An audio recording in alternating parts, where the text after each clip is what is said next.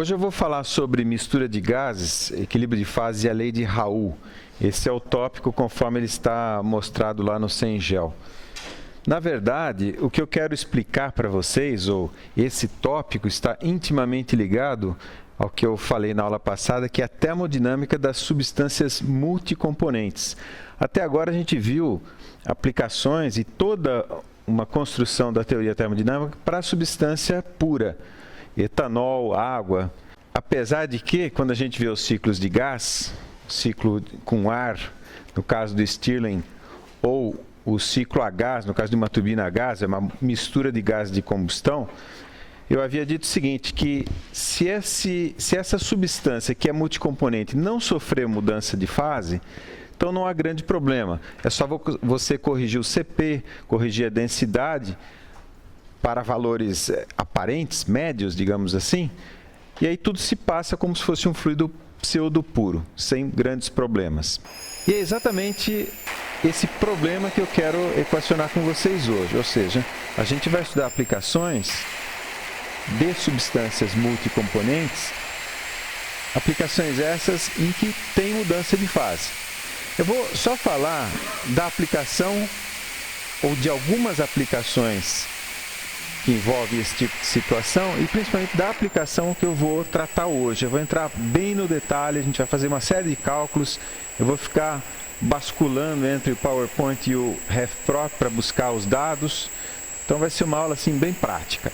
Mas uma primeira aplicação, como sempre, eu vou pegar da nossa usina de Canon G2G com produção de CO2 supercrítico. De novo, e explicando, eu faço isso porque é como se fosse um modelo de referência. Então, tem vários processos ali e eu vou pensar partes desse processo e mostrar a termodinâmica dentro. O primeiro caso que eu vou analisar, e na verdade não na aula de hoje, é um estudo de caso específico, são os evaporadores de caldo. Lembra que eu falei para você? Na produção de açúcar, você tem que, numa primeira etapa, aumentar o Brix do caldo, que sai aqui do processo de extração. Tipicamente vem com 13 a 15, e para entrar na cristalização, cozimento, cristalização, é necessário que esse Brix esteja aí em torno de 50. Então, os processos que acontecem aqui são os evaporadores, e eu vou tratar disso numa aula específica, é um dos estudos de caso. Bom, então, poderia ter dito assim, então o evaporador, a função é só aumentar a concentração máxima de açúcar pela remoção da água através de evaporação. Não vou tratar disso hoje, só coloquei aqui uma foto de como é esse tipo de equipamento, isso aqui está mais ou menos aqui assim. É que na usina tudo é muito compacto, é difícil identificar as coisas isoladamente, mas o processo, eu já mostrei isso na aula passada, são os evaporadores em vários estágios, em multiestágios. Isso aqui é bastante interessante porque a pressão aqui é positiva e ela vai caindo aqui ligeiramente negativa e depois chega aqui a quase menos 0,8 bar, manômetrico, ou seja, 0,2 bar absoluto. Então é bastante interessante, a gente vai ver isso numa aplicação específica, numa aula específica. O que eu vou tratar hoje, na verdade, é da separação de gases. Eu coloquei essa aplicação nesse modelo de usina integrada. A aplicação seria a separação do oxigênio atmosférico. Eu coloquei aqui, na verdade, um separador de membrana que é diferente do que eu vou analisar hoje. O que a gente vai analisar hoje é a separação criogênica de gases. Essa é uma tecnologia mais moderna, o uso de membranas. Ela é extremamente eficiente em termos de gasto energético, demanda energética para produzir a separação, porém ainda uma tecnologia nova, cara e ainda não foi provada a robustez em larga escala, em aplicações de larga escala. Então o negócio está sendo introduzido. E eu vou mostrar como se faria essa separação por condensação fracionada. E só para falar um pouquinho mais do ar e como isso seria feito, aqui está uma tabela com a composição do ar. Vocês veem que os dois principais componentes, nitrogênio e oxigênio. essas concentrações aqui são volumétricas ou molares, porque o mol de gás sempre ocupa o mesmo volume. Então, esse 78,088 é em concentração volumétrica. O 20,1, concentração volumétrica ou molar. E o interessante aqui são, na verdade, as temperaturas de condensação. Para explicar um pouquinho como seria esse processo antes da gente entrar no detalhe. Imagina que você tem ar atmosférico, que, aliás, tem vários outros componentes, argônio, dióxido de carbono, mas aí as concentrações são muito baixas, nem vale a pena quebrar muito a cabeça com isso do ponto de vista do cálculo energético, por exemplo. Mas então, voltando aqui, as temperaturas de condensação do nitrogênio e do oxigênio são bastante diferentes. Se você pegar uma amostra de ar e começar a resfriar a temperatura, a pressão ambiente, então a menos 183 começa a condensar o oxigênio, e o problema todo é que essa condensação do oxigênio, que ocorre a uma temperatura mais alta que a do nitrogênio, essa condensação do oxigênio arrasta também o nitrogênio. Então, não é que chega a menos 183, a temperatura fica constante, todo o oxigênio condensa, aí você tem oxigênio líquido e nitrogênio gasoso. Se fosse assim, seria tremendamente fácil. Não é assim. A gente vai ver no detalhe. Então, aqui começa a condensação, obviamente condensa mais oxigênio do que nitrogênio. Tá? Até menos 196, aí menos 196, tudo condensou. A ideia, qual seria? Você resfriar até uma temperatura intermediária entre essas duas de condensação. E aí, fazer separações, porque, obviamente, digamos aqui a menos 190 graus, na fase líquida você tem mais nitrogênio do que na fase gasosa, porque o nitrogênio, na fase líquida você tem mais oxigênio do que nitrogênio, porque ele é mais volátil, ele quer ficar, ele está mais longe do ponto de condensação dele, correto? Esse seria o princípio. Então, esse sistema que a gente vai ver substituiria esse sistema que está desenhado aqui, que na verdade é um separador de membrana. E a questão toda é, para separar, digamos, 1 kg de O2 aqui, quantos joules eu preciso drenar aqui do meu barramento de exergia? Para acionar, por exemplo, o compressor, para acionar todas as máquinas. Então, esse é o cálculo que eu quero mostrar para vocês hoje. Esse sistema, fisicamente, seria alguma coisa parecida com isso. Então, eu tenho aqui a mistura de A mais B. A é o mais volátil, B é o menos volátil. Então, pensa assim, A é aquela substância mais volátil, então ela quer ficar mais na fase vapor, por uma mesma temperatura, grosso modo, dizendo, né? B é o menos volátil, então ele tende a ficar mais no líquido. Então, eu faço um resfriamento a uma temperatura intermediária entre as temperaturas de condensação de A e de B. Aí eu tenho, então, uma mistura bifásica. Aqui na entrada é só gás, tudo na fase gasosa, e aqui tem o bifásico. E o problema, como eu disse, ocorre que eu tenho uma mistura de A e B, tanto na fase líquida quanto na fase vapor. Porém, como o B é o menos volátil, ele tende a ficar na fase líquida. E A é o mais volátil e tende a ficar na fase vapor. Tá? Feito isso, eu pego, por exemplo, seguindo aqui a linha de vapor, eu resfrio um pouquinho mais.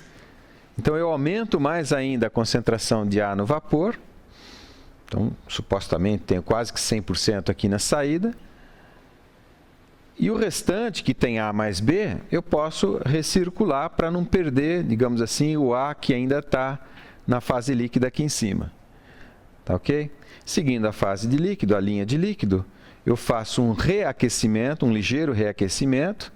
Então, eu reevaporo um pouco de A, o A é o mais volátil. Então, eu tenho uma concentração duplamente acrescida na fase líquida com relação ao componente B. E aí, supostamente, eu tenho quase que 100% de B aqui na saída. E a mesma coisa, o A mais B que eu tenho na fase vapor aqui, eu recirculo. Essa seria uma ideia, simplesmente. Né? Isso é que a gente vai investigar. Depois eu volto nisso. O que a gente precisa fazer agora é construir a teoria. Então, tudo isso eu falei para, de certa forma, motivar o que vem agora, que é a construção da teoria, que é a teoria do equilíbrio de fases. Então, nós vamos fazer exatamente como a gente fez para a substância simples. O objetivo primordial é construir um diagrama de equilíbrio. Então, nós vamos pegar o nosso indefectível pistãozinho, vou colocar ali uma mistura de A com B, tudo na fase líquida. Aqui eu coloquei alguns pesos para dizer que eu vou fazer o experimento a pressão constante. Vou fazer um aquecimento. Detalhes sobre a nomenclatura. Então, inicialmente aqui eu tenho uma concentração de A dada por XA e uma concentração de B dada por XB. Observação. Essa concentração pode ser mássica, quilo por quilo, ou grama por 100 gramas, como é o grau Brix, ou grama por 1000 gramas. Tem várias maneiras de definir uma concentração mássica. Porém, é mais interessante para essa teoria falar em concentração molar. Então, é número de mols de A dividido pelo número de mols da mistura. Então, X para nós vai ser concentração molar. A menos que, dito ao contrário, a gente vai sempre estar falando de concentração molar nessa teoria aqui. Por quê? Porque a lei de Raoult, que é o que eu vou falar daqui a pouquinho, vale para a concentração molar. Senão eu teria que colocar fatores lá de correção. Mas então, vamos lá. O que a gente vai fazer? Vai fazer um aquecimento. Aí, num determinado instante, depois de ter o aquecimento, ou depois de um aquecimento inicial, eu vou ter uma mistura de gás e vapor. Como eu disse, eu tenho A e B tanto na fase vapor quanto na fase líquida. Sobre a nomenclatura, XA e XB são as concentrações molares de A e B no líquido. YA e YB são as concentrações molares de A e B no vapor. Então, para nós, X indica concentração molar no líquido e Y indica concentração molar no vapor. É só uma questão de nomenclatura que eu estou aproveitando a figura para introduzir e definir com vocês. Correto? Na sequência, eu continuo o aquecimento, aí tudo evapora. 100% de A e B evapora. Então, aqui na situação final, eu tenho A mais B, tudo na fase vapor. E aí eu tenho concentrações YA e YB. Uma pergunta para ver se vocês ainda estão em cima do caminhão. Quanto vale YA em relação a XA? É igual. O professor, quando pergunta, é 1 ou 0, né? Então, no sentido booleano aqui da palavra. Numericamente é igual. Por quê? Porque se eu tinha 0,3 molar na fase líquida, quando tudo está vapor, eu vou ter os mesmos 0,3 molar. Apenas eu vou usar a letra Y para diferenciar a fase líquida de fase vapor. Quando é que é diferente? Quando eu tenho uma situação bifásica. Porque, obviamente, aqui, se o A é o mais volátil, eu tenho mais A aqui. É difícil desenhar sem o mouse. Eu tenho mais de A na fase vapor e mais de B na fase líquida. B é o menos volátil. Então, na situação bifásica, eu tenho diferenças de concentração molar. Mássica também, mas tenho diferença de concentração molar. Aí, quando fica tudo vapor, essas concentrações voltam a ser iguais. Correto? Então, esse daqui é o nosso experimento. Em frente. Nessa situação de bifásico, então, é que as coisas se complicam e se complexificam. Por quê? Primeira observação, com relação à fase vapor, aqui em cima. A e B no vapor estão à mesma temperatura. Está tudo à mesma temperatura. Porém, estão a pressões parciais diferentes. Por quê? Porque, lembra, na fase gás, as moléculas estão tão distantes umas das outras que elas não interagem. Eu acho que eu dei o seguinte exemplo. Se eu fosse uma molécula de oxigênio, e estou sentado aqui na sala C2, a outra molécula de gás, seja de oxigênio, seja de nitrogênio, estaria lá na Avenida São Carlos, a mais próxima de mim aqui. 1,5 km, 2, digamos assim. E a chance de interagir é muito baixa. Então, com relação à pressão, o que acontece? Pensa que a pressão de A, ou a pressão que A exerce no êmbolo, é proporcional a todos os choques de A com o êmbolo, que se soma à pressão de B contra o êmbolo, que é proporcional aos choques de B contra o êmbolo. Se essas moléculas não interagem, então, para resultar na pressão total P, eu vou somar essas duas pressões, que a gente chama de pressões parciais. Tá? Então, a pressão que de fato A está experimentando, vamos dizer assim, é diferente. Ela é menor que a pressão total. Porque se a pressão total é a soma das duas parciais, tá? A pressão de A é menor. E o que define o estado de A? Se eu pedisse para vocês marcarem no diagrama de equilíbrio só da substância A, qual é o estado? Vocês colocariam o quê? A temperatura T do sistema, que é a mesma para todo mundo, mas teriam que colocar a pressão parcial de A e não a pressão total. Então, o que define o estado é sempre um par de propriedades, no caso da substância pura. Para a fase gasosa, esse par de propriedades é diferente. Tudo bem, é a mesma temperatura, mas as pressões são diferentes. Correto? Com relação à fase líquida, é pior ainda. Por quê? É a mesma temperatura, digamos assim, tem uma componente de pressão parcial no líquido, entre aspas, pressão parcial. Por que entre aspas? Porque as moléculas no líquido, elas já estão bem mais próximas. Então, pode haver forças intermoleculares. Mas o mesmo princípio se aplica. A pressão total, como está indicado aqui nas setinhas, a pressão que o vapor exerce sobre o líquido é aquela pressão total P, porque são os choques das moléculas de A mais os choques das moléculas de B, e isso é suportado pelo lado do líquido, pelos choques de A com B, porém, você tem que descontar as forças intermoleculares. Moral da história: os estados termodinâmicos de A e B são definidos por diferentes pares de pressão e temperatura. E, como as frações molares são diferentes no gás e no líquido, nessa região de bifásico, então as coisas se complicam bastante do ponto de vista microscópico. Como é que a gente faz para tratar, então, essa situação que é mais complexa? A gente vai fazer a mesma coisa que a gente fez para a substância pura. Vamos construir um diagrama de equilíbrio. Então, eu vou pegar esse meu experimento, vou fazer aquele aquecimento gradual. Aqui, só para explicar o gráfico, eu tenho aqui nas abscissas o tempo, na ordenada eu vou registrar a temperatura. E esse tempo aqui, na verdade, é bem lento, é infinitamente lento, porque as minhas transformações todas são quase estáticas. Então, o experimento, no sentido do aquecimento, eu começo, digamos assim, com uma temperatura baixa, concentração XA e XB, concentração molar na fase líquida A e B, e vou subindo a temperatura gradualmente. Até que eu começo a observar a formação de bolhas, é o chamado ponto de ebulição ou ponto de bolhas.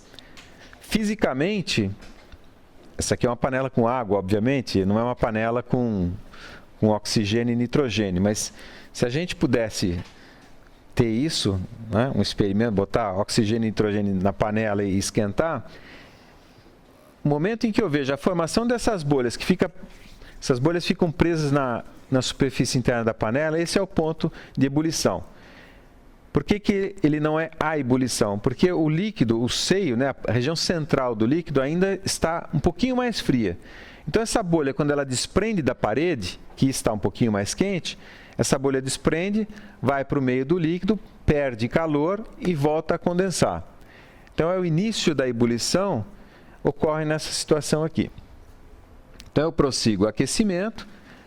Lembra, se fosse uma substância pura, eu observaria o quê? Que a temperatura permaneceria constante durante o processo de ebulição, e aí sim, depois do fim da ebulição, ela voltaria a subir. Como não é uma substância pura, o que acontece é que a temperatura vai variando durante a ebulição, durante a região bifásica.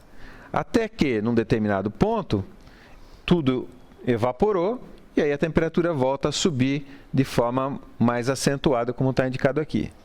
E eu termino com concentrações YA e YB, que são numericamente iguais às concentrações XA e XB. Apenas aqui na região bifásica eu tenho valores de X e de Y diferentes desses valores iniciais. Correto? Agora eu vou fazer o mesmo experimento diminuindo a temperatura. Então eu vou partir de YA a YB, ou seja, as mesmas concentrações, porém em fase gasosa. E vou fazendo um resfriamento. Vou diminuindo a temperatura gradativamente, até que eu atinjo o chamado ponto de orvalho. Esse ponto de orvalho é exatamente essa situação aqui. Você observa a formação de pequenas gotas na superfície. É como tirar uma garrafa de Coca-Cola da geladeira, colocar em cima da mesa, a umidade do ar começa a condensar. Quando você vê aqueles pontinhos, aquelas gotinhas de água, esse é o chamado ponto de orvalho. E eu registro essas duas temperaturas, a temperatura de ebulição e a temperatura de orvalho. E aí eu fiz esse experimento como? Eu fiz esse experimento a pressão constante, tá vendo aqui? Eu não modifiquei os pezinhos para indicar que a temperatura, para indicar que a pressão é constante, mas fiz também para um par de concentrações molares constante. Por quê? Porque XA e XB no início é igual a YA e YB no fim, respectivamente. Como eu disse, só vai mudar na região bifásica. E um detalhe, XA mais XB é igual a 1. Portanto, se eu disser quanto vale XA, XB está determinado. Se for 30% de A, só pode ter 70% de B. Ou seja, eu posso refazer esse experimento a diferentes pressões e a diferentes concentrações iniciais e variar a temperatura. E é exatamente isso que a gente vai fazer. Nós vamos fazer o experimento, a mesma pressão, não vou mudar a pressão, vou só variar a concentração. Explicando essa figura, eu tenho aqui, na horizontal, a concentração molar de uma das espécies, XA, por exemplo, e um detalhe, como XA mais XB é igual a 1, eu posso também desenhar o eixo de XB, centrando ele aqui no ponto onde XA é igual a 1, corresponde a XB igual a 0, e orientar no sentido oposto. Então, XB vai de 0 até 1, XB igual a 0 quando XA é igual a 1, e XB é igual a 1 quando XA é igual a 0.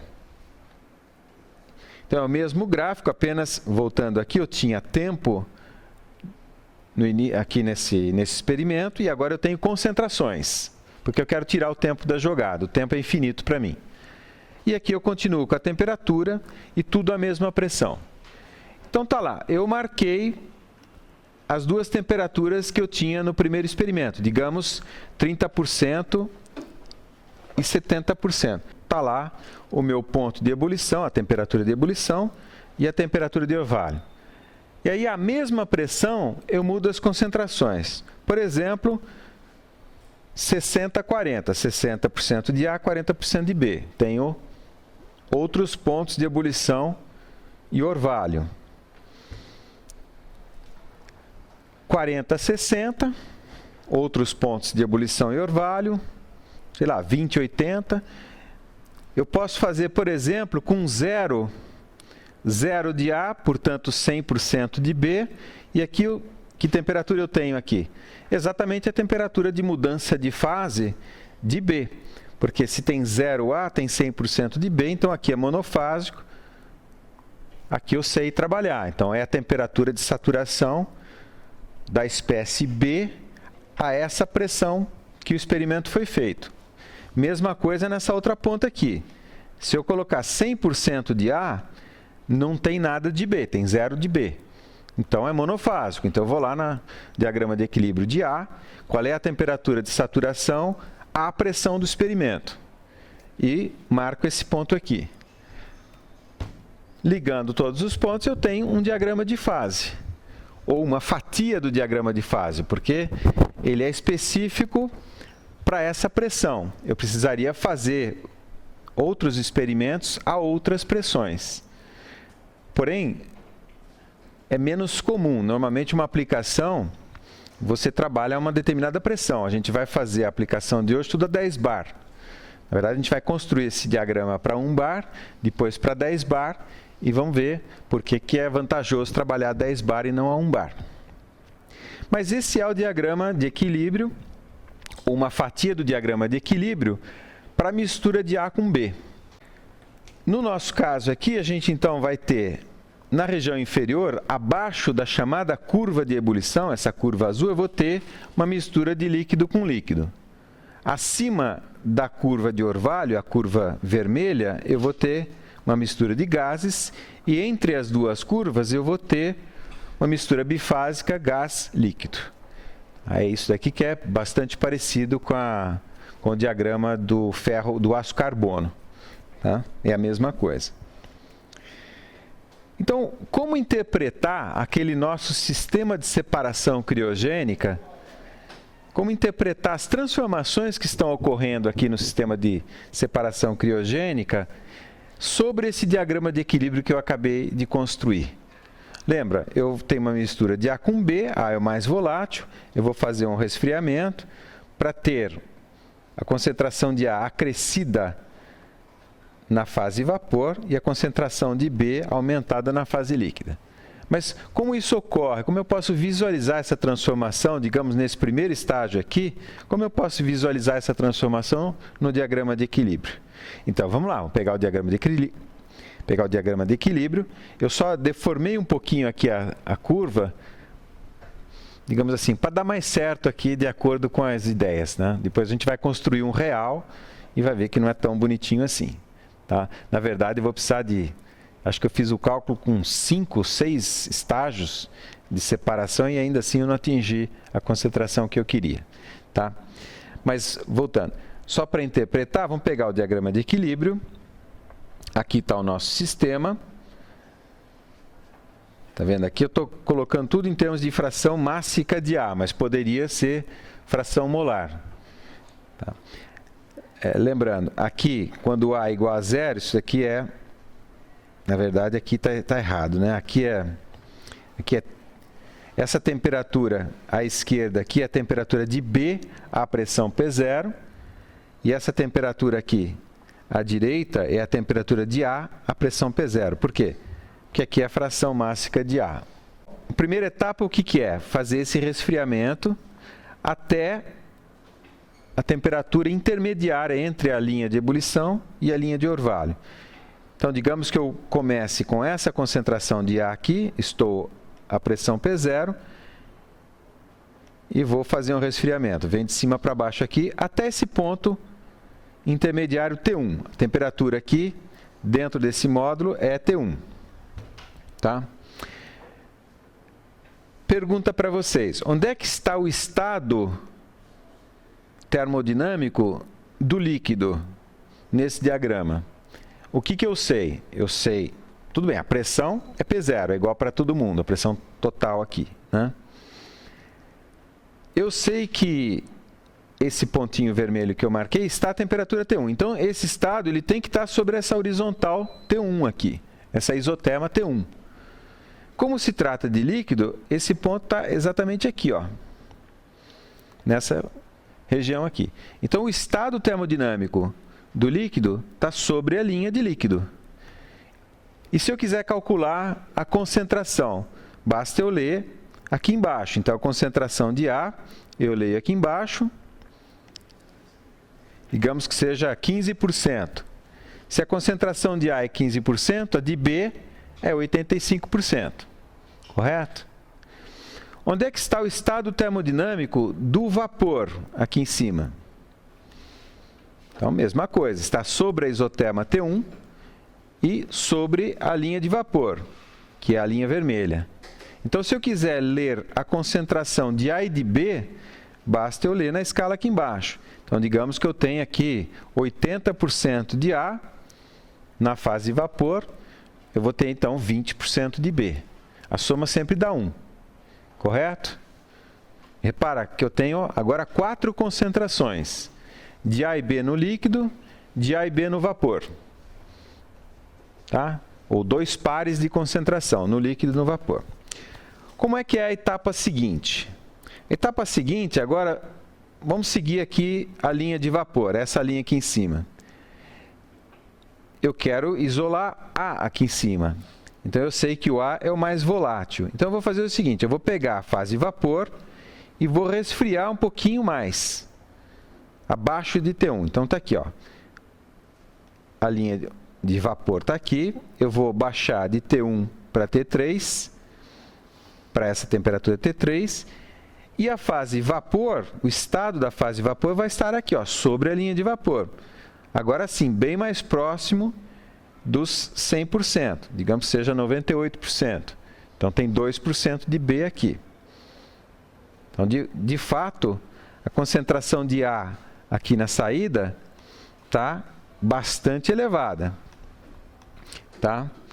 Quanto é que vale, seguindo agora a linha de líquido, saindo aqui de T1, do primeiro separador, eu vou fazer um reaquecimento parcial de T1 até T2. Então, eu estava aqui sobre a linha de líquido, faço um aquecimento até T2, e agora, onde estarão os estados líquido e vapor nesse separador aqui de baixo, que está a T2? O líquido está sobre a linha de líquido, e o vapor eu nem desenhei, né? O vapor estaria aqui desse lado, né? Aqui, por exemplo. Tá? E idem para T3, o vapor de T3 estaria aqui assim. Né? Mas voltando aqui, o líquido que sai do separador que está a T2, está sobre a linha de líquido e praticamente a 0% de A, portanto 100% de B praticamente. Tá? Então, terminando o processo, se tudo fosse bonitinho como eu estou desenhando, eu tenho praticamente 100% de A aqui em cima, e 100% de B aqui embaixo. O líquido em T3 e o vapor em T2, eu posso misturar os dois para não perder, né, o que tem de A aqui embaixo, no T2, e não perder o que tem de B aqui em cima no T3. Ele recircula e eu não perco. É um sistema de separação. Agora eu vou mostrar para vocês como construir esses gráficos. Eu só queria fazer uma observação antes. Eu vou, obviamente, fazer isso de maneira não exatamente simplificada, mas usando leis que são as mais simples. Eu vou usar a lei de Raoult. É mais ou menos como falar que a equação dos gases perfeitos descreve os gases, construir uma termodinâmica para os gases perfeitos. Existem outras equações de estado, além da equação dos gases perfeitos? Sim, eu mencionei várias. A primeira delas, em grau de sofisticação, partindo dos gases perfeitos, é a Van der Waals. Aí você tem várias equações de estado, chegando até a mais complexa de todas, que é a equação virial, chamada equação virial. Didaticamente, eu não preciso colocar toda essa complexidade. Eu vou explicar de acordo com uma lei simples, que é a lei de Raoult, e depois, quando a gente for fazer os cálculos, a gente vai usar o RefProp ou qualquer outro software análogo. Por quê? Porque ele sim tem esses modelos mais elaborados, permitem resultados mais exatos, mais próximos da realidade. Conceitualmente, não tem diferença nenhuma, correto? Essa é a observação que eu queria fazer. Então, a lei de Raoult, o interessante da lei de Raoult é que ela relaciona propriedades do líquido a propriedades do vapor naquela região de bifásica. Porque, voltando o slide aqui, para construir esse diagrama, eu tenho que relacionar as propriedades, especificamente as concentrações do líquido, às concentrações do vapor. Isso pode ser feito através da lei de Raoult. Como eu disse, a lei de Raoult é universal, explica qualquer tipo de mistura para qualquer tipo de substância? Não. Existe uma série de substâncias que não obedecem à lei de Raoult. Mas existem outras leis mais elaboradas para substâncias que formam misturas mais complexas. Apenas a gente vai pegar isso daqui porque é pedagogicamente simples. Tá? Então, como é que é a lei de Raoult? A lei de Raoult, na verdade, é essa segunda parte aqui, ó, dessa igualdade. O que diz a lei de Raoult? A lei de Raoult diz o seguinte, que a pressão parcial da fase K, indicado por P índice K, e que eu sei da equação dos gases, ou do conceito de pressão parcial, que é a fração molar da fase K vezes a pressão total da mistura, isso daqui é igual a fração molar da fase K no líquido vezes a pressão de saturação da fase K. Tudo isso calculado a pressão de trabalho aqui, a pressão do sistema. Então está aqui, olha, eu estou relacionando de fato a propriedade Y, que é uma propriedade do gás, à propriedade X, que é uma propriedade do líquido, da mistura gás-líquido. Então, essa é a lei de Raoult. Ela não é universal, mas ela é bastante útil para muitas substâncias. Inclusive, para o O2N2, que é o exemplo que eu vou fazer daqui a pouquinho, ela é bastante exata, bastante boa. Tá? Mas vamos ver como é que a lei de Raoult pode ser usada para construir esses diagramas de equilíbrio aqui, porque, na verdade, eu não vou ficar fazendo esses experimentozinhos lá. Eu posso construir dois tipos de diagrama. Eu mostrei para vocês esse diagrama aqui, que é o diagrama em que a pressão é constante e eu vario a temperatura. E eu falei que esse é o diagrama mais comum para as aplicações, principalmente para as aplicações da nossa engenharia. Porém, é possível fazer o mesmo diagrama para pressão constante, e não, perdão, para temperatura constante, não para pressão constante.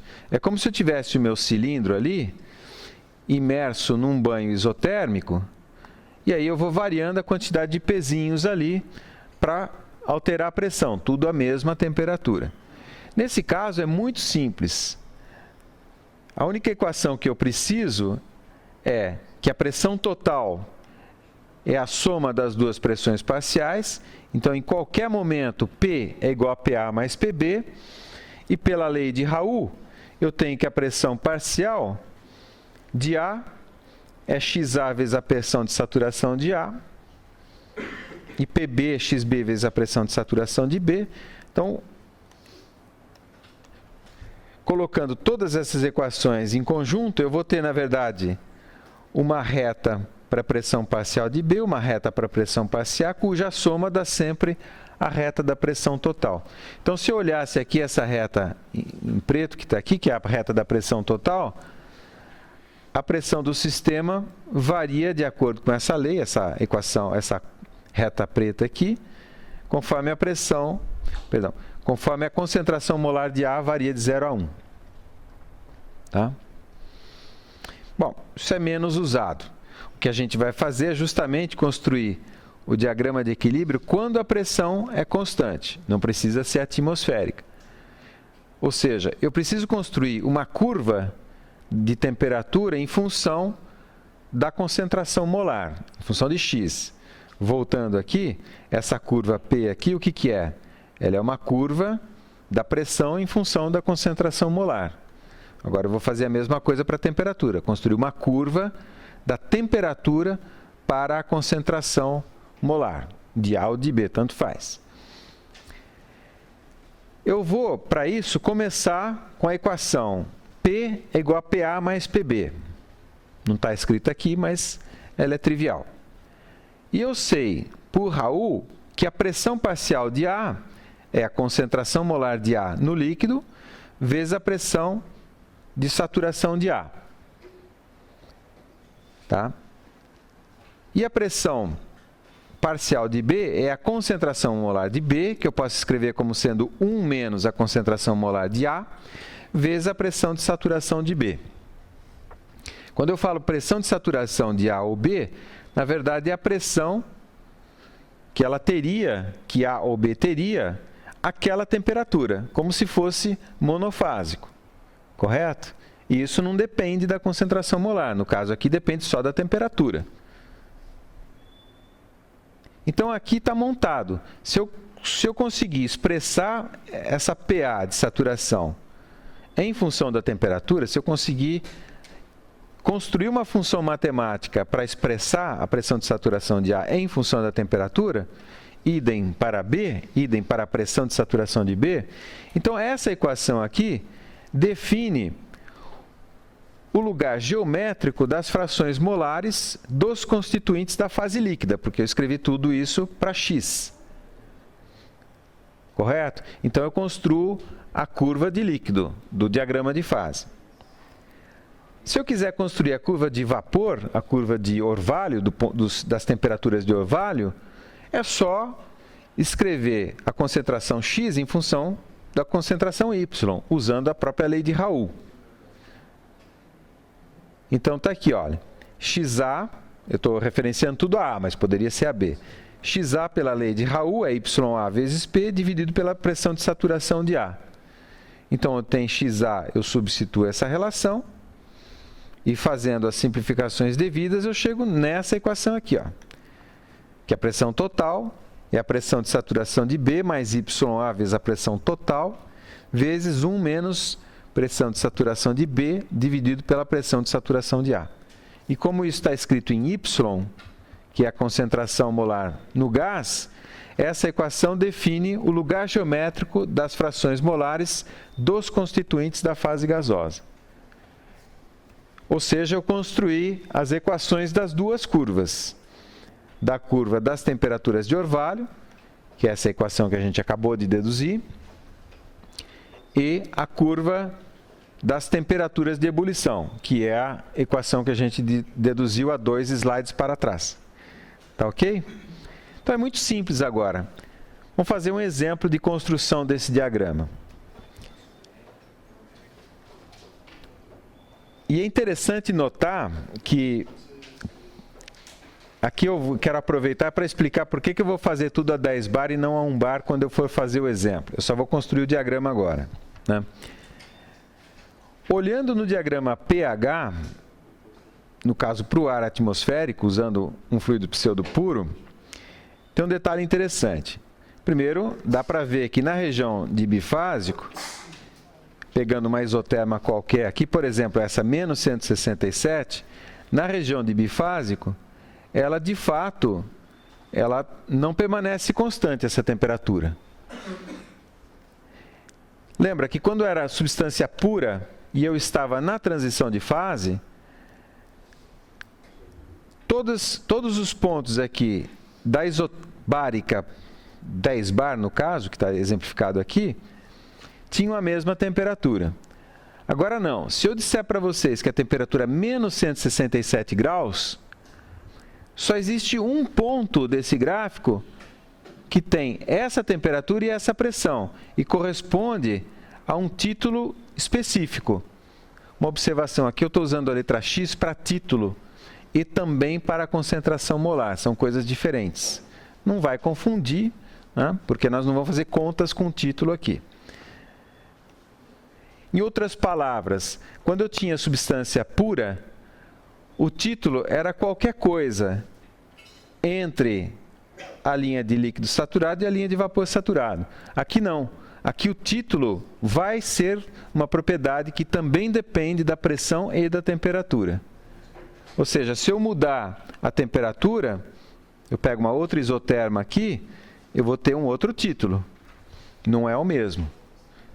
Título médio. Isso aqui, obviamente, é o total de gás com líquido. Correto? É muito importante ter a figura desse gráfico na cabeça, porque depois, quando a gente for consultar os dados no RefProp, facilita bastante para entender o que ele está dizendo para a gente. Tá? Então, em frente aqui. Eu havia dito para vocês que eu preciso expressar as pressões de saturação de A e de B, por uma situação monofásica.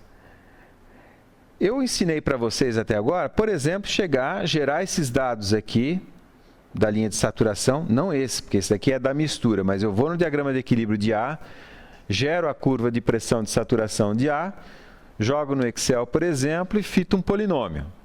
E está lá a minha função de trabalho. Porém, ocorre que para pressões de saturação, e principalmente nessas faixas de temperatura que a gente vai trabalhar, se eu fizer isso no Excel, por exemplo, eu vou ter que trabalhar com polinômios de ordem muito alta, 8, 9, para poder ter uma precisão razoável. Então, existe uma forma matemática chamada de equação de Antoine, e essa forma matemática, ela tem só 3 parâmetros e fita muito, muito bem as pressões de saturação ou temperaturas de saturação. Você poderia trabalhar em temperatura também. A equação de Antoine, na verdade, ela não é tirada da cartola, ela vem de uma análise física do processo, mas ela é muito simples. Tá? Então, a gente vai usar a equação de Antoine. Isso você pode gerar esses parâmetros A, B e C da equação de Antoine, numericamente, usando o Excel, por exemplo, ou, se você for lá no Google digitar equação de Antoine, oxigênio, ele vai, com certeza, dar esses parâmetros que estão aqui, ó. Foi assim que eu fiz, pelo menos, né? Então, log da pressão em bar igual a 3,8163 menos 319,013 sobre 266,697 mais T, temperatura em graus Celsius, isso para o oxigênio, e uma forma análoga para o nitrogênio. Não vou explicar como chegar nesses números, porque é simplesmente um problema de ajuste de curvas. Vocês já fizeram métodos numéricos, né? Então, mínimos quadrados, essas coisas aí, tá? Bom, essas são as equações que a gente vai usar. E aí, como a gente vai usar essas equações? Em primeiro lugar, eu preciso identificar a faixa de temperatura que eu vou trabalhar. Então, eu vou sempre trabalhar entre as temperaturas de condensação de A e de B, ou no caso de nitrogênio e oxigênio. Então, aqui, para uma atmosfera, temperatura de concentração, temperatura de condensação do oxigênio é menos 183,09, seria essa temperatura aqui do diagrama de equilíbrio, quando eu tenho 0% de A, e a temperatura de condensação do nitrogênio é menos 195,91. Então, as minhas temperaturas vão ter que variar nesse intervalo aqui, entre menos 195 e menos 183. Então, eu vou pegando diferentes temperaturas. Digamos que eu pegue essa temperatura aqui indicada pela linha verde, pontilhada. Menos 190 graus, por exemplo. Aí, o que eu faço? Entro com essa temperatura, calculo a pressão de saturação de B, calculo a pressão de saturação de A, faço essa conta aqui, que é a equação do lugar geométrico das concentrações molares de líquido, e calculo XA. Essa aqui é essa equação, voltando a alguns slides, é essa equação aqui da curva de líquido, em que eu isolei XA. Então, eu entrei com as temperaturas, a temperatura dá para mim as duas pressões de saturação, tem a pressão total, daqui eu tiro o XA. Manipulando algebricamente e voltando, eu tenho essa relação aqui. Correto? Então, é bem simples. E aí, uma vez calculado XA, eu calculo YA na curva de vapor da mesma maneira. Eu poderia, voltando aqui, olha, eu poderia entrar na curva de orvalho e isolar o YA aqui. Ou usar a própria equação de Raoult diretamente. Porque lembra, YA vezes P é igual a XA vezes PSAT. Isso aqui é a equação de Raoult. E uma vez que eu já calculei XA, eu posso usar ele aqui. Esse XA que eu acabei de calcular aqui entra aqui. E eu calculo YA.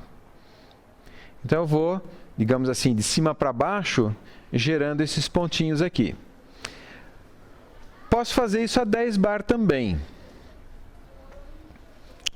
A 10 bar, as temperaturas de condensação do oxigênio e de nitrogênio são aqui, respectivamente, menos 153 graus e menos 169 graus. São temperaturas mais altas do que as temperaturas a 1 bar. E o procedimento, na verdade, é o mesmo. Por que eu faria isso? Por dois motivos. Primeiro, voltando aqui no gráfico a 1 bar, é bem mais difícil, eu gasto mais energia para atingir essas temperaturas tão baixas. Lembra, em algum lugar eu vou precisar de uma máquina frigorífica. Quanto mais baixa a temperatura, mais eu vou ter que gastar energia, digamos assim, para bombear calor do meu objeto, que é a fonte quente, para a fonte fria, que vai ser o ambiente. Tá? Então, vou gastar muita energia para descer a temperaturas tão baixas. E mais, voltando aqui nesse gráfico, tem um detalhe interessante. Aqui embaixo é 1 bar, tá vendo? quanto é o calor latente ou calor de vaporização da mistura a 1 bar e, por exemplo, vou pegar aqui a 30 bar. Então, o calor de vaporização, o calor latente, é o ΔH, que é o comprimento desses dois segmentos. Então, aqui a 1 bar, eu preciso trocar muito mais calor para evaporar a mesma quantidade de líquido. A 30 bar, menos, porque justamente a linha de líquido vai fechando com a linha de vapor. Então, é interessante trabalhar pressões mais altas. Perfeito. Então, entenderam como é que a gente faz a construção, como é que a gente usa as duas curvas, e está aí a curva construída. Para 1 bar 0,802, concentrações molares, apenas, como eu quero o oxigênio, eu quero trabalhar com a concentração de oxigênio, apenas eu inverti as escalas. Só para explicar, voltando aqui, aqui eu teria a fração molar do nitrogênio, a temperatura de condensação dele é mais baixa, mas eu quero separar oxigênio para aplicação. Então, eu vou colocar a fração molar do oxigênio aqui. Então, é só fazer a imagem especular do gráfico. Simplesmente plotei o gráfico ao contrário, tá? Para não confundir. Então, esse daqui seria a curva de líquido e a curva de vapor da mistura 0,8N2 mais 0,2O2, tudo a 1 bar. E a mesma coisa para 10 bar. Então, repara aqui, vou voltar aqui, está vendo que as temperaturas realmente são bem mais altas. Eu não preciso descer a temperaturas tão baixas para promover essa separação. Voltando aqui, vamos fazer a aplicação. Vamos fazer o cálculo desse nosso separador criogênico de oxigênio atmosférico. Em primeiro lugar, uma configuração prospectiva. Por que a palavra prospectiva? Na verdade, é uma palavra bonita para um chute. Na verdade, eu não sei exatamente qual é a melhor configuração para esse sistema, então eu vou imaginar alguma coisa, vou fazer as contas e vou ver se isso é vantajoso ou não. Então, por exemplo, eu estou definindo isso daqui. Ó. Eu vou entrar com o ar, eu vou resfriar ele até uma temperatura T1, aqui vai entrar ar a 30 graus 10 bar, ou seja, só gás. E aqui eu vou resfriar tudo até uma temperatura intermediária, de tal maneira que eu tenha uma mistura bifásica. Aí eu vou fazendo sucessivos reaquecimentos para separar cada vez mais o nitrogênio do ar, de tal maneira que eu tenha uma concentração aqui bastante aumentada de oxigênio na saída. E, prospectivamente, eu vou pegar esses fluxos de vapor e vou usar para, por exemplo, pré-resfriar o ar que está entrando, para minimizar um pouquinho o trabalho que eu vou ter aqui nessa máquina térmica, nessa máquina frigorífica que eu não desenhei aqui. Poderia ser diferente? Claro, pode ser de 1000 maneiras diferentes. Eu só vou fazer assim para ver no que dá. Tá? Uma outra coisa que faz parte do que eu chamei de configuração prospectiva é a temperatura de cada módulo de separação. Eu vou definir isso como sendo a média da temperatura de bolhas e a da temperatura de orvalho. A média aritmética. Isso é uma definição, faz parte também da prospecção de uma solução ótima. Tá? É só para a gente fazer as contas. Ela está soltando vapor aí.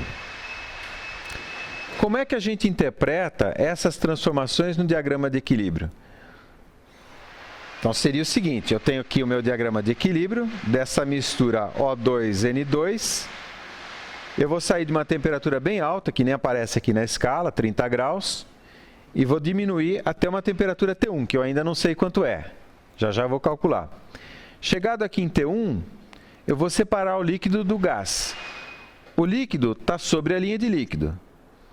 Voltando aqui, ó, tá vendo? Esse pontinho vermelho aqui do líquido está aqui, ó, sobre a linha de líquido. Está a T1 sobre a linha de líquido. Aí eu vou fazer o quê? Vou fazer um reaquecimento. Vou dar um pouquinho de calor, vou aumentar um pouquinho a temperatura e eu venho para esse ponto aqui. Esse ponto aqui, ele é uma mistura de vapor, que estaria aqui atrás, com líquido que está sobre a linha de líquido. E eu vou fazer isso sucessivamente. Módulo 1, módulo 2, módulo 3, módulo 4, até que depois de N módulos, eu vou ter uma concentração bastante alta aqui de oxigênio. Essa é a ideia, tá? Então, vamos lá, vamos analisar o módulo 1. E aí eu vou só dar uma paradinha e vou lá para o RefProp para mostrar para vocês como a gente trabalha com o RefProp. Quando a gente abre o RefProp, no meu caso aqui o default é água, a primeira coisa que eu tenho que fazer é mudar a substância. Como eu expliquei para vocês, eu tenho a possibilidade de usar um fluido pseudo puro já definido. Entrando aqui, eu tenho o ar, que é uma mistura de N2, argônio e oxigênio. Tenho alguns fluidos refrigerantes, mas eu posso eu mesmo definir. Então, vou aqui, ó, define a new mixture. Então, vou pegar, por exemplo, nitrogênio e oxigênio. Oxygen. Ok. A próxima coisa que ele vai perguntar para mim são as frações. No caso, as frações mássicas. O default dele é mássica. Eu quero mudar para a fração molar. Então, mudo aqui a opção para fração molar e vou pôr 0,8 de nitrogênio com 0,2 de oxigênio. Ok. Então, está definido. Eu só gosto de dar uma olhadinha nas unidades. Eu quero trabalhar com um bar. Está vendo? É fração mássica ou propriedades mássicas para entalpia, por exemplo, o cálculo dos calores, e no que se refere à composição, é a fração molar, base molar. Então, aqui está ok. E as propriedades termodinâmicas, na paletinha de propriedades, temperatura, pressão, densidade, entalpia, entropia, título, ok. Ah, e um detalhe importante, aparece aqui embaixo, olha. Do jeito que está, ele vai dar sempre as propriedades médias. Quando eu tiver bifásico, ele vai dar a propriedade média. Vai dar, por exemplo, a concentração média. Eu quero a concentração média e as concentrações na fase líquida e na fase vapor. Então, tem que mudar a opção default aqui embaixo, tá? Senão não vai aparecer. Correto? Então, está pronto para trabalhar. Agora, a gente pode começar a calcular as coisas. Voltando aqui no PowerPoint, o que eu preciso calcular? Eu preciso calcular essas temperaturas de orvalho e ebulição para 10 bar. Então, vou lá no RefProp, vou calcular os pontos de saturação, bubble and dew point, at same composition. Dew é orvalho. Dew é orvalho. Bubble and dew point. Abro a janelinha. Eu só preciso colocar a pressão de trabalho, 10 bar. Enter. Então, está lá, 167 negativo, 165 negativo. Pressão do líquido. Aqui ele fala líquido, mas seria a curva de ebulição. E aqui o que ele chama de vapor é a curva de orvalho. São nomes diferentes para as mesmas coisas. Então, voltando aqui para o PowerPoint, eu já copiei. No RefProp você pode também mexer na ordem com que as propriedades são calculadas. Na tabelinha, está um pouco diferente aqui. Então, aqui no PowerPoint, eu tenho 10 bar, eu tenho as duas temperaturas de orvalho e ebulição aqui, o menos 167 e o menos 165. A média entre as duas é menos 166,22. Então, a temperatura no meu módulo 1 é menos 166,22. Correto?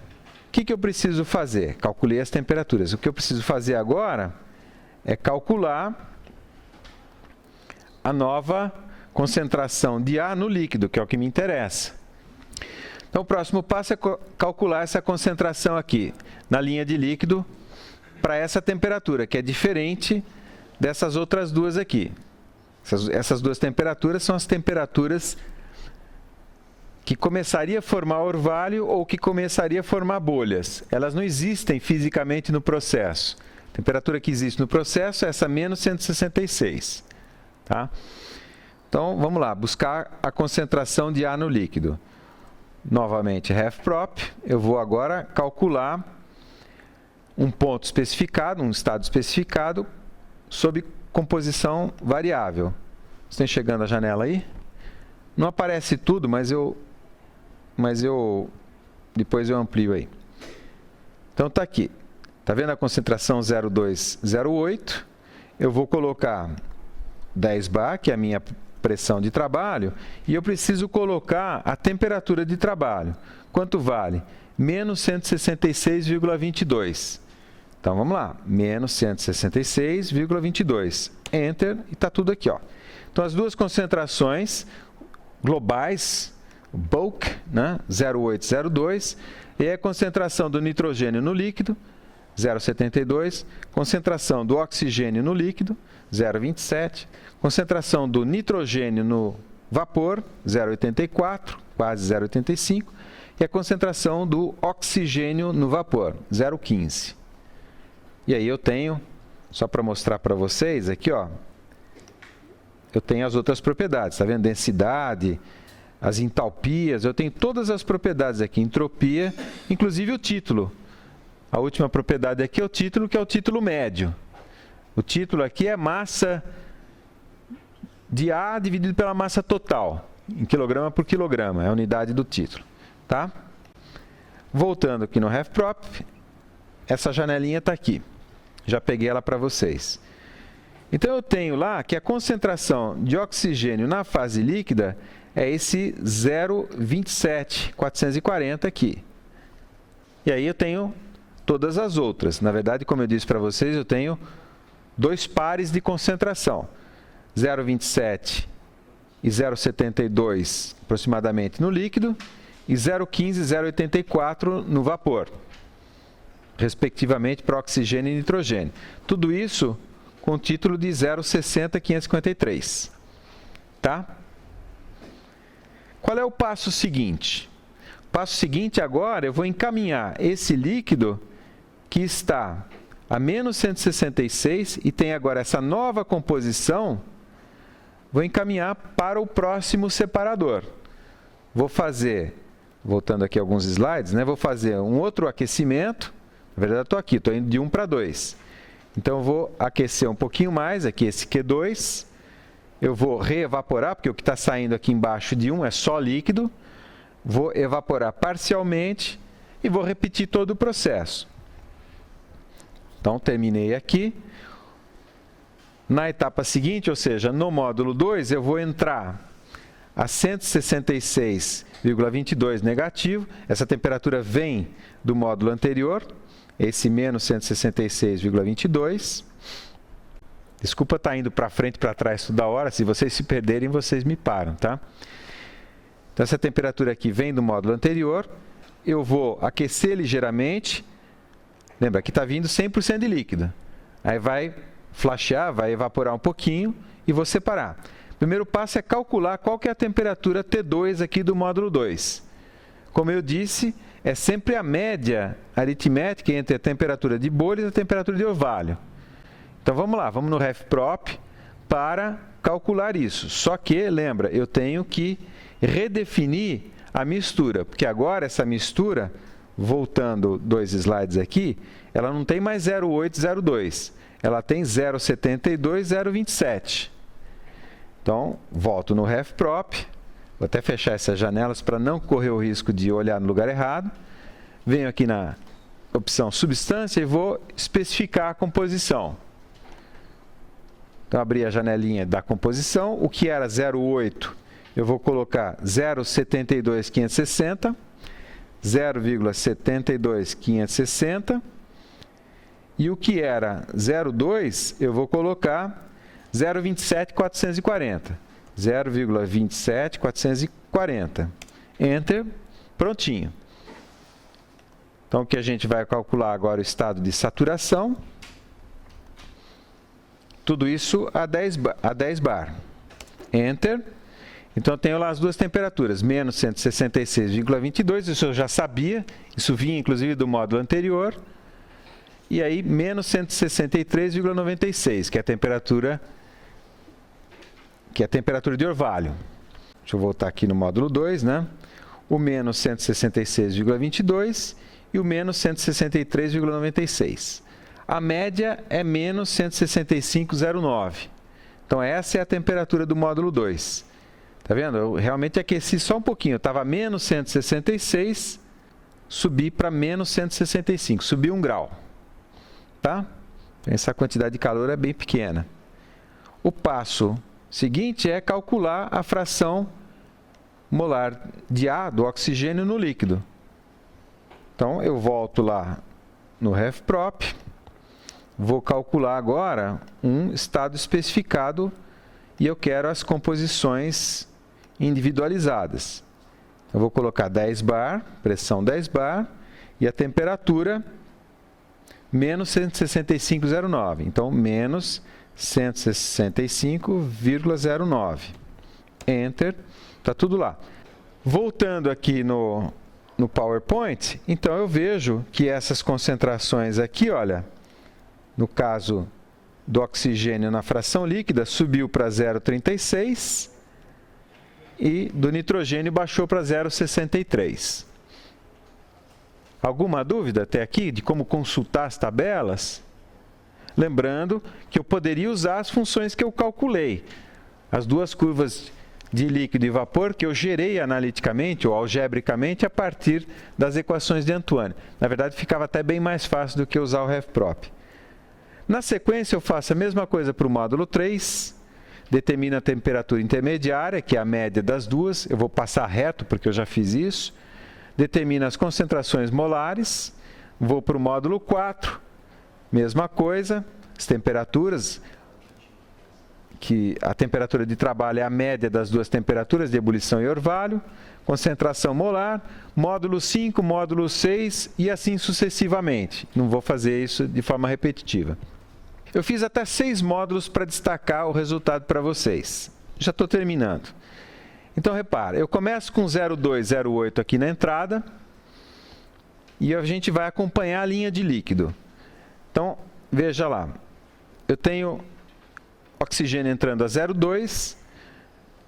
No primeiro separador, a concentração subiu para 0,27, depois 0,36, depois 0,46, depois 0,56, 0,65, 0,73. Aí não cabia mais no slide, eu até parei. O objetivo já está cumprido. Tá? E, se a gente olhar a concentração de nitrogênio, ela de fato vem diminuindo. E a concentração de oxigênio e nitrogênio na fase vapor, ela está oscilando, está até aumentando um pouquinho no fim aqui de oxigênio. Tá? Bom, aí várias observações com relação a esses resultados. O primeiro deles é que eles não esgotam o estudo do modelo prospectivo. Eu preciso calcular esses balanços energéticos, e, em particular, os calores trocados. Como é que eu faço para calcular isso? É muito simples agora. Uma vez que eu determinei as temperaturas e os estados termodinâmicos, eu tenho as entalpias. Então, os calores trocados são sempre calculados como sendo a vazão mássica daquele módulo, o intermódulo, né, vezes o ΔH. Então, por exemplo, aqui pegando o Q1, eu tenho a vazão mássica de ar na entrada, vezes o ΔH. O ΔH, o que que é? A entalpia A10 bar e a temperatura T1, que é aquele menos 166,2, e a entalpia a 30 graus 10 bar. E essas entalpias aparecem, por exemplo, aqui, ó, nessas tabelas. Está vendo a entalpia do líquido? A gente está sempre fazendo conta com o líquido, não com o vapor. Então, as entalpias já são calculadas automaticamente.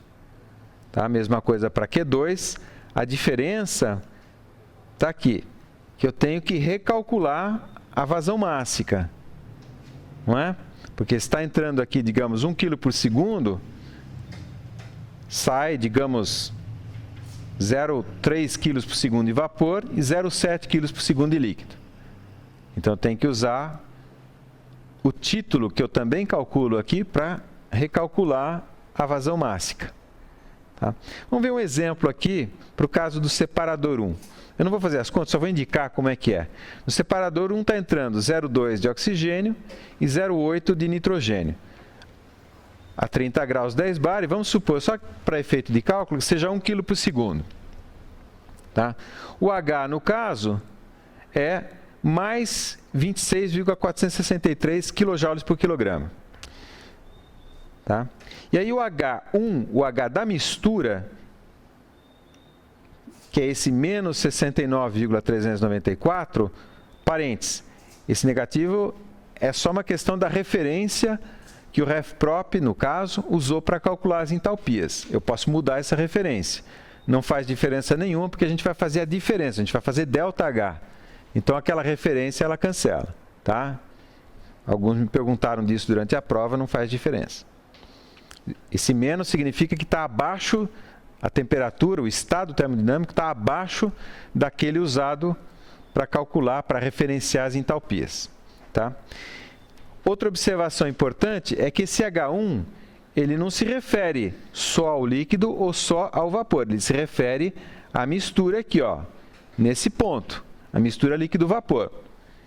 Eu tenho as duas entalpias, com a observação, com a ressalva que são as entalpias da mistura e não só do líquido ou só do vapor, e faço a conta, como a gente fazia. Então, o Q1 é 1 kg por segundo vezes o menos 69,394 menos 26,463. Tudo isso dá menos 95,85 kW. E o menos indicando que realmente o calor tem que ser removido. Tá? E aí, no módulo seguinte, eu só recalculo a vazão mássica, porque a vazão mássica que vai sair aqui vai ser o quê? É 1 menos x vezes a vazão mássica de entrada. E aí faço esses cálculos térmicos para os módulos seguintes. Tá ok? Então, já terminando, ficou claro uma coisa. Voltando aqui, olha, tá vendo? Eu estou perdendo muito oxigênio nos vapores aqui, ó. Tá vendo? Tá sempre a concentração de oxigênio, não está indo para zero aqui. Inclusive, ela está bastante alta aqui, ó, 55%. Então, não vale a pena aproveitar só o frio desses fluxos de vapor aqui para pré-resfriar o ar que está entrando. Tá? Então, o que eu vou fazer, como alteração da minha configuração prospectiva, é pegar esse fluxo de vapor aqui e reinjetar ele no sistema. Posso injetar ele imediatamente antes, como está indicado aqui, ou posso saltar 1 ou 2 módulos, conforme for. Isso daqui, se vocês analisarem, já vai fazer aquele efeitozinho do pequeno aquecimento, que eu tinha que ter de qualquer forma. E eu já destaco que eu vou precisar realmente de uma máquina frigorífica bastante potente aqui, porque, voltando, tá vendo? Eu vou ter que ter aqui quase que uma centena de quilowatts de potência frigorífica. Então, essa seria uma outra configuração prospectiva a ser estudada. E uma outra coisa que aparece nessa figura é o seguinte, repara que eu vou ter que bombear líquido daqui para cá e vapor daqui para cá. Ora, eu posso fazer isso usando a gravidade, eu não preciso usar bomba, não é verdade? O líquido não é mais pesado que o vapor, o líquido não vai para baixo sozinho. Então, imagina se eu pegar isso aqui e virar tudo no sentido 90 graus, no sentido horário. Isso aqui vai ficar o quê? Vai ficar uma torre, que é exatamente as torres de destilação, que é o que a gente tem para etanol, por exemplo, na usina, ou para a fabricação de gasolina, diesel, querosene aeronáutico. Apenas, e ressalvando, o exemplo que eu dei é de condensação fracionada. E a torre de destilação é o contrário, é destilação fracionada. Mas o princípio é exatamente o mesmo. Então, você vai entrar com a mistura aqui, e essas recirculações, voltando aqui, tá vendo? Esse vapor mistura com o líquido que está entrando aqui, é feito mecanicamente em sistemas de bandejas, que a gente chama. Tá vendo? O líquido está vindo aqui, ele entra nessa bandeja, e essa bandeja é furadinha, e ela recebe os vapores que estão vindo do módulo anterior aqui, ó. Esse borbulhamento promove o contato do vapor com o líquido que está vindo do módulo seguinte. Isso daí, então, faz trocar calor e faz trocar massa, o que é extremamente interessante. Tá? Esse é o sistema. E é muito comum também, eu não detalhei aqui, eu ter uma recondensação na saída, uma última condensação na saída. Então, aqui eu vou ter uma mistura bifásica, aqui eu volto o líquido uma última vez e aqui eu tenho o componente mais leve, o mais volátil. E aqui um reboiler, ou um reevaporador, ou seja, eu vou pegar esse líquido aqui, vou esquentar ele ligeiramente, né, e o vapor eu reintroduzo no sistema e o líquido eu retiro aqui embaixo. Tá? Esses sistemas são torres bastante grandes, né, podem chegar a ter esse tipo de configuração. Então, eu não vou fazer nenhum estudo de caso com destilação para vocês. O caso que eu vou mostrar é o do evaporador de caldo, que é um sistema parecido com esse, mas ele não é em torre. Ele não é em torre. Então, mecanicamente, a construção dele é diferente. É bastante interessante porque aí o que vai acontecer entre um módulo e outro, aqui está tudo a mesma pressão, não é? Está tudo a mesma pressão. No caso da evaporação do caldo, eu vou variar a pressão de um módulo para o outro. Na verdade, a pressão vai caindo cada vez mais. Então, é extremamente interessante esse exemplo. Ok? Então, dúvidas? Nenhuma dúvida? Perfeito. Pode falar.